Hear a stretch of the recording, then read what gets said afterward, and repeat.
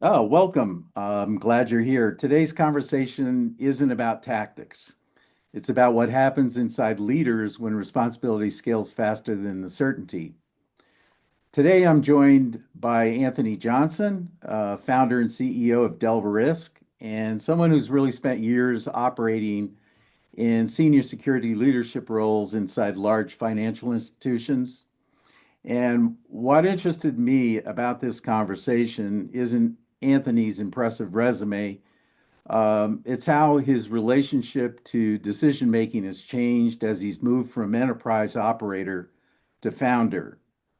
So, as you listen, you don't need to take notes. Just notice, what tightens, what relaxes, and what you feel tempted to move past quickly. Anthony, thank you for being here. Thanks. I'm super jazzed too. I love these types of open-ended foot and mouth conversations. Yeah, well, hopefully not too much foot and mouth, but if it is, it is. I just wanted to set the playing field here. So let me first just start it off with this. When did you first notice that decisions started to feel different as your company grew? Um, it's actually a jarring thing. And I would say I think it's almost right away. Um, and for context, right? I've gone from being a CISO at like, you know, Fannie Mae or JP Morgan and having hundreds of people and to do things. Hmm. Suddenly, when I decided to go start something, it was an army of one or a couple, some consultants I'd hired. And the prioritization of everything actually shifted. So it wasn't even just, hey, how do I make decisions better, but actually what decisions mattered anymore versus which ones I could,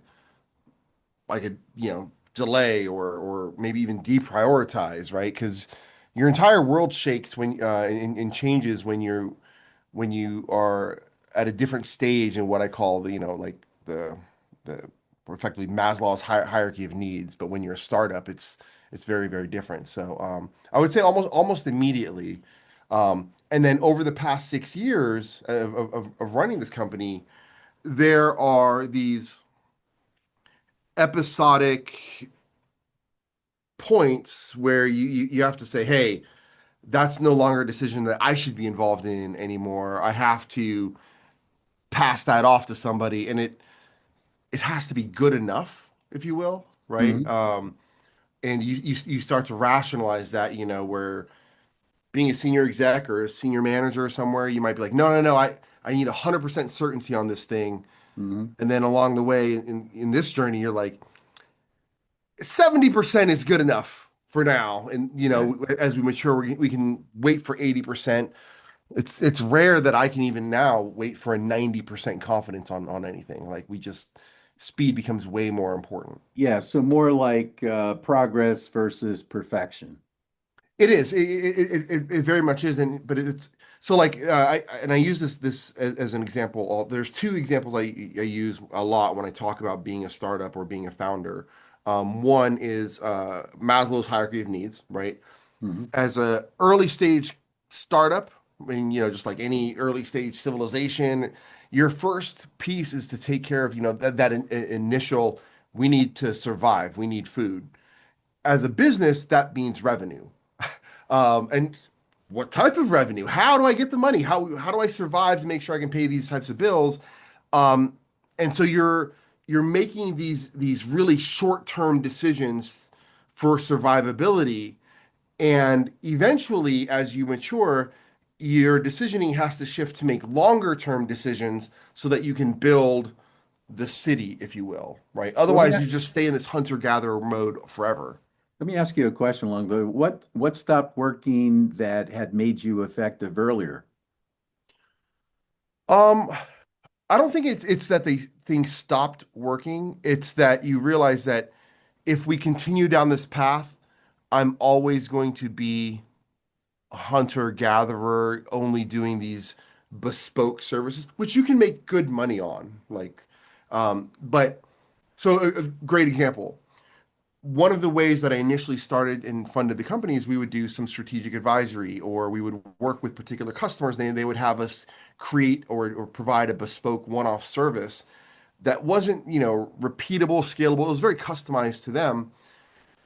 And at a certain point, you're like, do I continue to invest the time to do that at the detriment of the long-term growth, right? I remember early on, we had this contract. It was a pretty sizable, $250,000 a year, and the customer wanted to renew it for the third year, and it was like, no, we're going to say no to this contract because the time I would spend invested in delivering that, I should actually be spending to invest in the business's long-term survivability and long-term growth. And that's a really hard conversation where you're like, we're going to say no to this money today in the hopes that we're building a bigger yes in the future, right? And that's a really really tough decision to kind of get through. So you balance as much as you can, but eventually you have to say no. I love that. So what surprised you about the CEO role once scale arrived? Okay, so it's funny. I actually hate that title, CEO. It's really weird. Partly because I talk with people, and I think it adds a certain level of gravitas, and people. I'm like, okay, but you're the CEO of like four people, or like we've got 50 people, like CEO of Yeah. 50 people. Like, is that really a C? Yes, technically, right? But I'm also going to be the janitor. I'm also going to be the document repository, cleanup, like whatever it is that the company needs. I'm at the end of the day, it falls on me, right? Um, I think the biggest decision piece that I've had to change is actually getting a lot more comfortable with ambiguity, right? Hmm. I thought I was okay with certain levels of ambiguity. Um, but I've gotten a lot more comfortable with like that sounds right, let's move, because the reality is that speed matters way more than a lot of people recognize, especially now in this world with AI coming and continuing to evolve so rapidly. It's not just a matter of what you're doing today. It's a matter of like how fast can you move to where the puck is going to be next month, 6 months from now, etc. Right. So what I hear you saying is that you're navigating some level of uncertainty and almost like you're dancing with the chaos here. Certain things you can't control, but the one thing you can is really sort of the speed at which you're making progress with what you're trying to accomplish.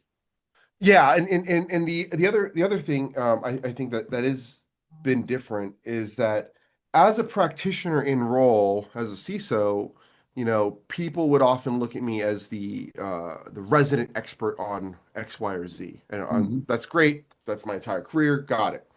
Um, Now, yes, I have expertise in what we're building and doing, and all of that's really really important. But there's also this aspect of where I have to approach, and I should approach nearly every conversation also as a student, right? Right. I'm talking with people who've been in businesses, been in startups. They've walked a lot of the road or seen people walk the road that I'm about to walk. So it's important for me to like capture as many lessons as possible as well, right? So even if it's a sales opportunity and someone's like, okay, that sounds cool, that's interesting, there are nuggets in there that can and do influence the roadmap value that may ultimately change and shift how and what we ultimately deliver. Got it. So what did you have to let go of about how you saw yourself as a leader? Um, that's a tough and good question. I had to become a lot more humble. Not to say that I'm not a humble person, or at least I don't. I try to be. Have a level of humility. Um, but I had to let go of this perspective of like that I have to know it all, right? Mhm. And I had to instead embrace the fact that yes, I have 27 years of experience, but I am a student, and like especially in this AI world now, right? Like I have Mhm. a conversation with somebody, they're probably doing testing, experimenting with things that I'm like, okay, how could I make that relevant? How could I tweak or adjust and pull that into a long-term, short-term value prop? So I had to let go of this hubris, if you will, of being like, no, no, no, I know everything about CNAP, I know everything about it, right? Which just kind of comes with the territory of being a CIO, CISO decision maker. Like you're always still a student, but Mhm. if you go to if you have a conversation with a security leader, like you expect them to know most of what you're talking about, right? When it comes to security or IT stuff. Um, and so I had to like get way more comfortable with that level of like, tell me more about that. Right. I love that. That's actually where a lot of creative insights get born is from not knowing. Um, 100%, right? Like it it is absolutely fascinating just how many different ways there are that people solve problems. And sometimes, it could be I could be having a conversation with someone who's a customer or a prospect, and they're like, "Oh, we do this," and I'm like, "Man, that I kind of want to have a follow-up conversation just to talk about how you did that, because then that'll actually help me in my business on this other side, right?" right. Um, so like striking that balance and in investing in people, I think is and the actual Yeah. relationships is much more important. Yeah, I always learn from my customers. That was one of the things that from an insight standpoint, it was extremely valuable. Um, Absolutely, it's so wild. so where did your instincts become liabilities? Um, yeah, so this is it's interesting. So having grown up in cybersecurity, like you would think, and it's funny, you talk to people who are CISOs and they try to become a founder, you immediately have to give up, like you have to give up that notion of it has to be perfect. We can have zero residual risk. Um, and you much more index on how fast can we bring this feature to market. Um, Mhm. And it's something I think that security leaders should be internalizing even when they're in role, because their corresponding business units have that mindset of like, no, we got to bring this to market, we got to drive revenue, we got to do these things. And so like I find myself often wrestling with this like internal nature of like how I grew up in career and like, we got to do this, we got to do that, and then I'm like, it won't add revenue, customers aren't asking for it yet. Um, Yes, technically that is a better, more secure way to do it, but is it worth 3 months of delaying or 2 months worth of like, and the answer is no, like most of the Right. time, right? Like, and so you do end up being driven by those compliance aspects of like, okay, what do I actually have to do? And have to maybe like, okay, we're obviously not going to take egregious security risks or put customer data at risk. Um, but we're not pushing for a SOC type 2 today because what does it get me? What's the investment? Are customers asking for it? Can I tackle it this other way? So it's you become a lot more tolerant towards risk and index towards Mhm. feature availability and delivery. Love that.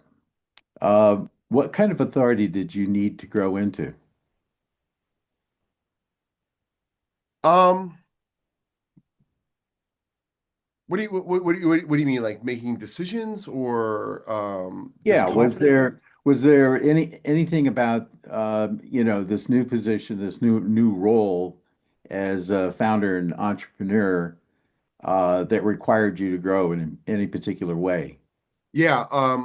So probably the biggest was, instead of having a team of people that I could tap on, hey, HR, what do I think about this? Or hey, we're thinking about hiring somebody here. Suddenly you have to become an, I don't want to say expert, but knowledgeable on, we're going to hire somebody in Washington State. What does that mean? We're going to hire somebody in Virginia versus DC versus New York. What are compliance, reporting, state, local, like all of these non-core things, like you have to have enough knowledge and information on, all the way down from taxes, accounting, bookkeeping, and then along the way you figure out, what you don't want to do. Like for example, I quickly realized, I'll give you an example. I remember distinctly when I was originally so I started the company, we were I had to like reconcile our books at the end of the month, and I spent like 14 hours trying to reconcile QuickBooks because it was off by like 12 cents or something like that. Um, and that sounds so small, but like you literally you have to get it perfect to reconcile your books to close them out for the month. Um, and after that, I was like, I need a bookkeeper. Right now, I found an issue in the way Bank of America does their credit card versus this, and I was like, I'm never using that credit card again. All it's going to be here. But I was like, I need a bookkeeper. Like, I'm not going to spend another weekend trying to find 12 cents. So, we found a bookkeeper that had experience in QuickBooks that already knew and did this. And it was worth it for me to say, hey, that's $200 a month.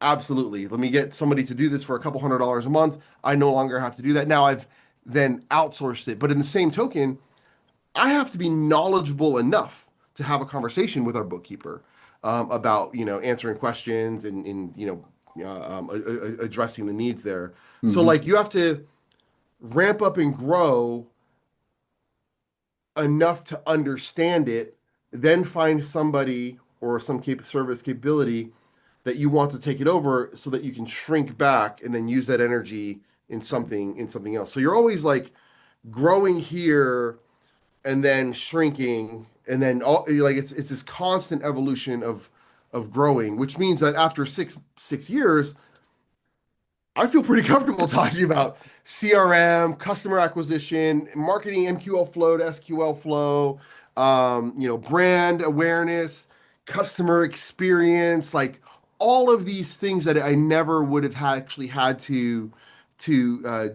deal with, manage, or run as a CISO or CIO, right?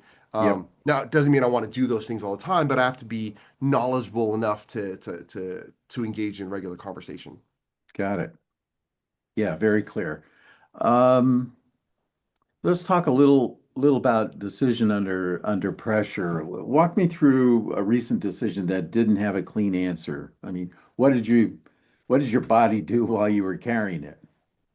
Ooh, uh, I don't. I think like it'd actually be harder if you said, what decision have you recently made that had a clean answer? Like, there's always a trade-off, right? And there's there's always a trade-off, and the trade-offs are huge, and they have long-term impacts. So, it could be do we give you a really good example? We actually just recently migrated from our platform used to be on a per seat basis. So customers would sign up and they subscribe by the number of seats.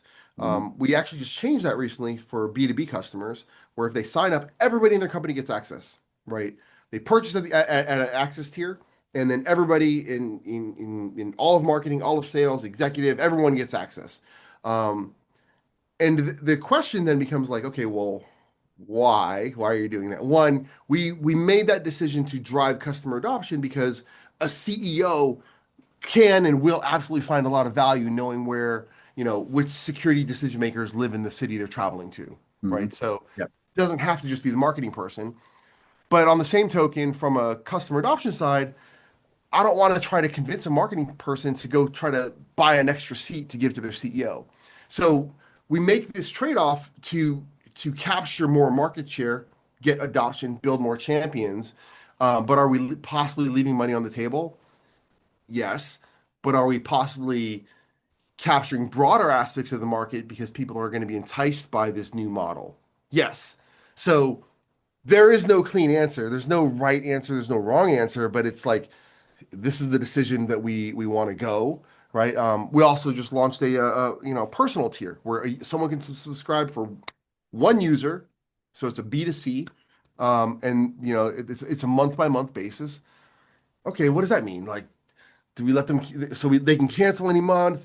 What are they able to pull? We give them the first month free? Like there's all these trade-offs on how you want to package it and ultimately what behavior you're trying to incentivize long term. Um, and so like those are really ambiguous because you're betting on the outcome. You're betting on the long term. We think this is the right way to do it. It's turning out well. Um, but there's nothing guaranteed on any decision that you're going to make from your CRM to how you're managing your books to your accountant. Like it gets to be really, really wild. And Yeah, then so hiring is a whole other thing of like where you make bets on, right?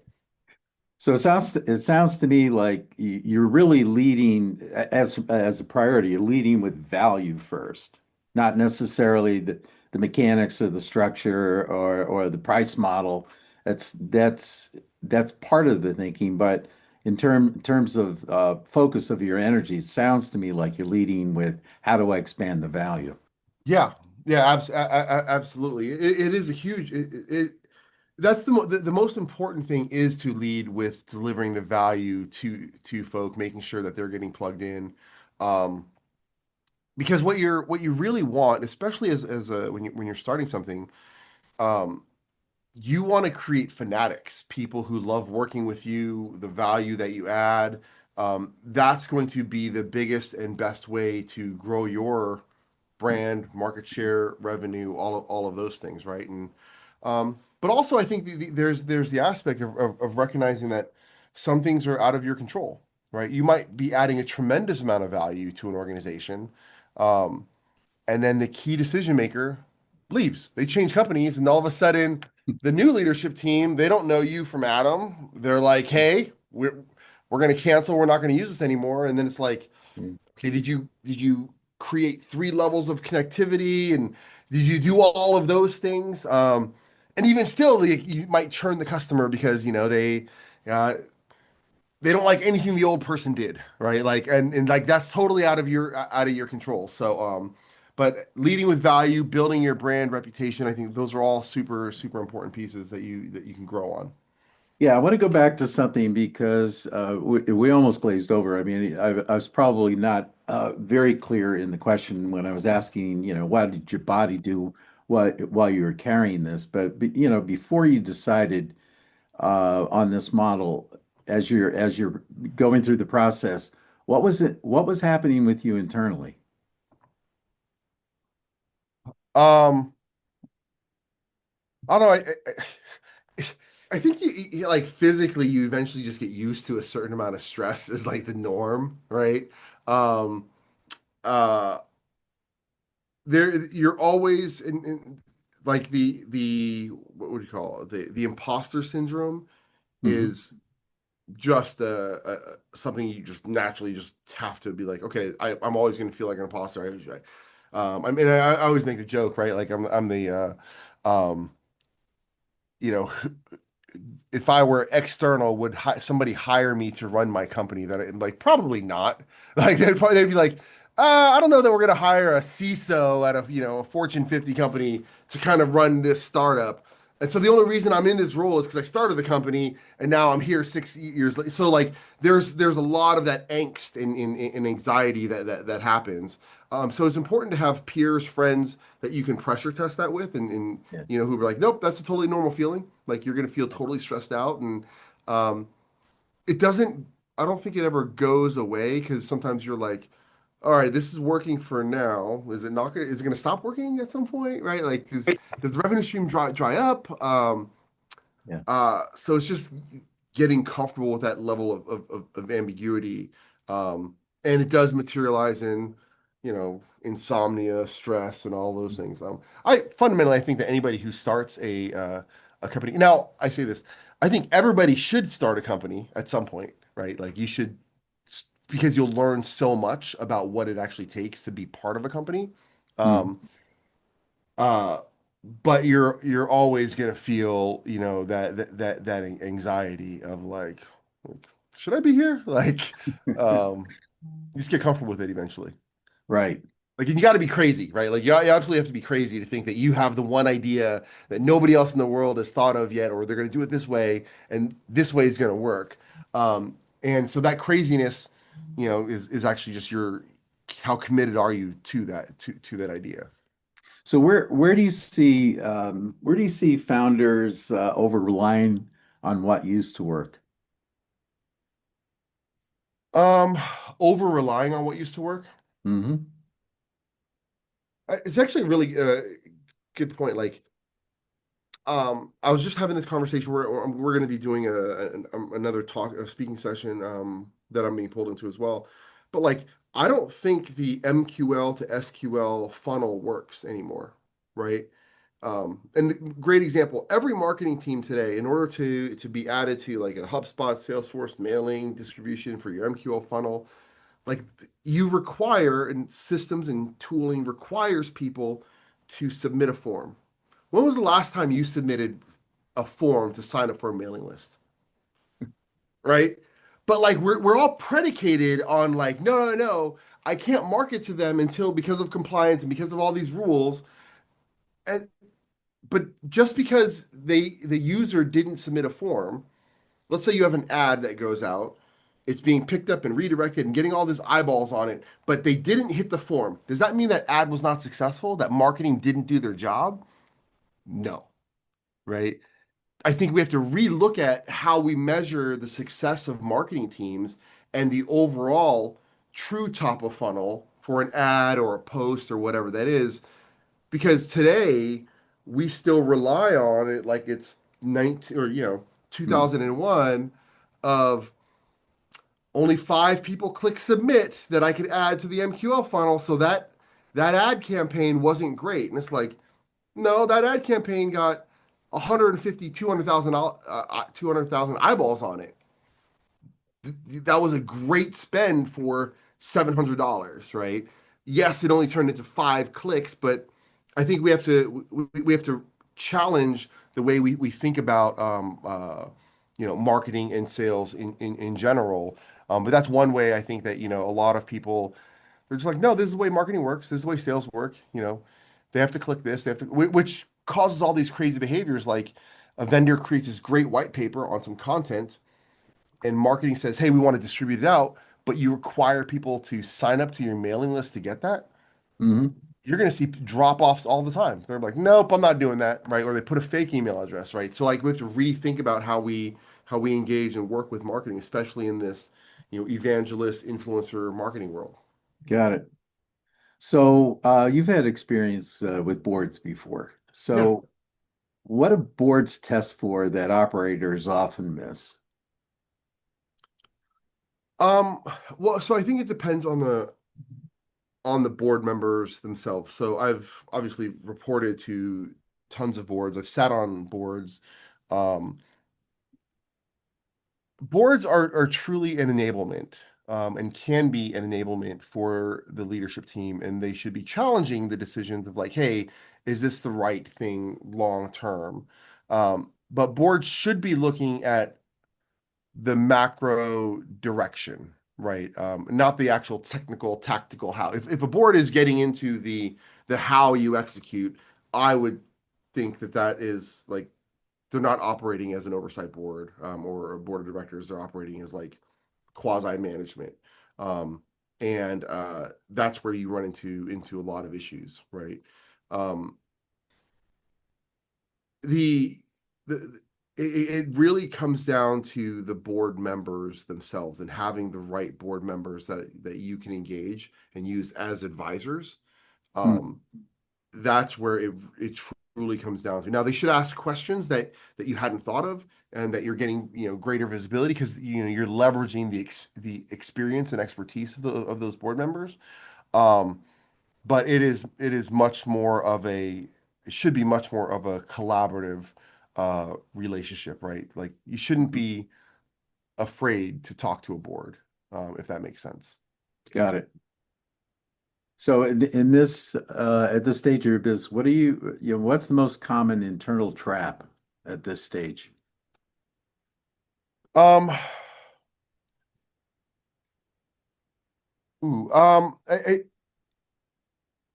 so when you have to go fast, what you end up with is people doing things.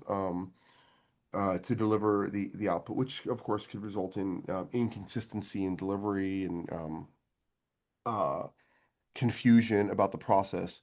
Um, and so I think it's where the biggest trap is where you have people that are executing a process and there's a bunch of assumptions that they've already built in, and maybe the process has been running for a while, but they haven't documented it.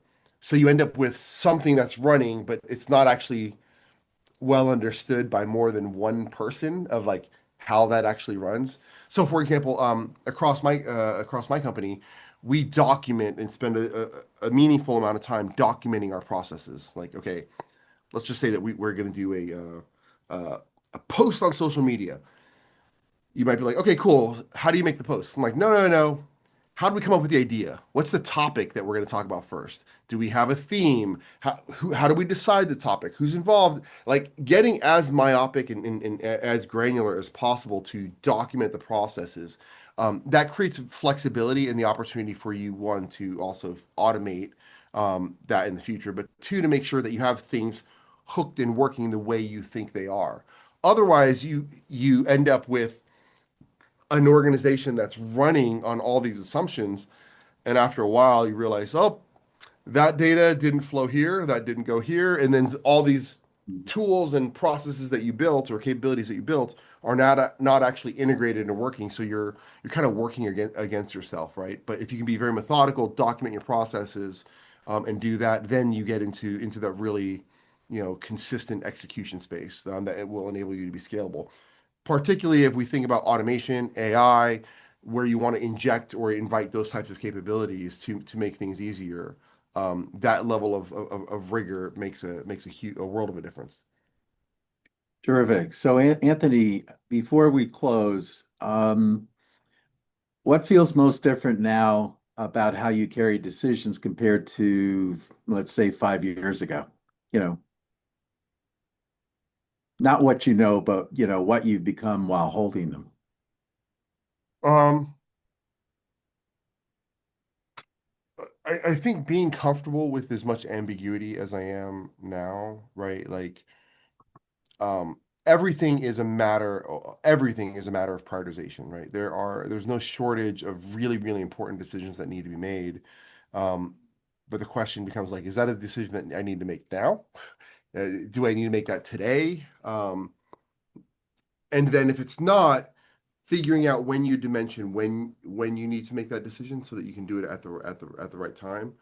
Um, and that can be from the tools and like, you might be you might decide that you're not going to have a CRM and you're not going to try to track your customers because you're doing a spreadsheet because it's just we're not that big. Okay, but when do you need to actually invest in something so that when your organization gets big enough, you're already like your capabilities are already there, so you don't have to like go backwards. And that's kind of the hard math, if you will, right? Of like um figuring like, okay, I don't need this today, but I'll probably need this in 6 months. When do I need to start working on it? And when do I deprioritize other stuff to work on that? Hmm. Right. Um, Whereas when you're in a larger organization with, hundreds of people or whatever, you can say, hey, it's super important. This is number one priority. Everything else stops. Right. But like in a smaller organization, like everything is a priority. Like I'll give you having a contract template, right? Like just having one template that's super easy. Okay, the initial start might just be a document that you copy and paste. Okay, but at a certain point, when you're sending enough of them out, you don't want to just copy and paste. Like you actually want a template that you can work on. But when do you make that template? Like it's not the right away because then you're doing this but you don't need it. But maybe you're like, okay, if I'm sending X amount a week, then maybe it's worth me to spend the 2 hours to actually put it in the templatized format where I have to, populate particular fields and decide what's going to change and what's not because you could no longer just have a unique template all the time, right? Or a Mhm. unique contract all the time. And that seems really, really small.